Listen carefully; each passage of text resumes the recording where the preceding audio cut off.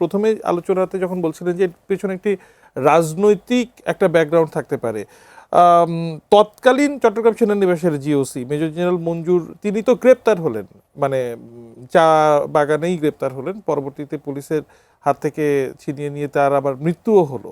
মানে এটাও কি আসলে একটা রাজনৈতিক কারণেই তাকে এইভাবে এই হন্তারককে হত্যা করা হলো? বিষয়টা নেপথ্যে যে কুশীলব আমাদের ভাই ব্রিগেডিয়ার ভাই ফুয়াদ ভাই যেটা বললেন যে জেনারেল এরশাদের হাতেই পুরো নাটাইটা ছিল সে সময়কার। তো ওখানে যে পরপরই তো স্বাধীন সরকারের বিপ্লবী সরকারের কথা ঘোষণা করেছিলেন, বিপ্লবী পরিষদ গঠন করা বিপ্লবী হলো। পরিষদ গঠনের কথা বলেছিলেন, আর রেডিও টিভিতে তিনি এটা ঘোষণা করেছিলেন, কিন্তু এটাতে তিনি অতটা ভালো ফলাফল পাননি। তার ফলাফলটা হয়েছিল পরে এরশাদের নির্দেশে 24 ডিভিশনের অনেকেই তাকে গ্রেপ্তারের জন্য চলে যায়, এবং তিনি কিন্তু গ্রেপ্তারের সময় বারবার বলেছিলেন যে তাকে যেন পুলিশের হাতে দেওয়া হয়, পুলিশের কাছে।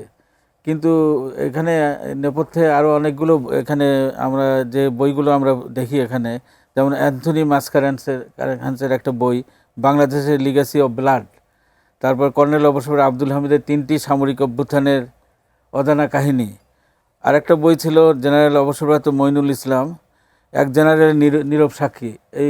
এই যে বইগুলোতে ওই সময়কার পুরো বিষয়টা কিন্তু তুলে ধরা হয়েছিল, যদিও এগুলোর যে কি ভিত্তিটা আর ব্যাখ্যা বিশ্লেষণ অতটা ওইভাবে হয়নি।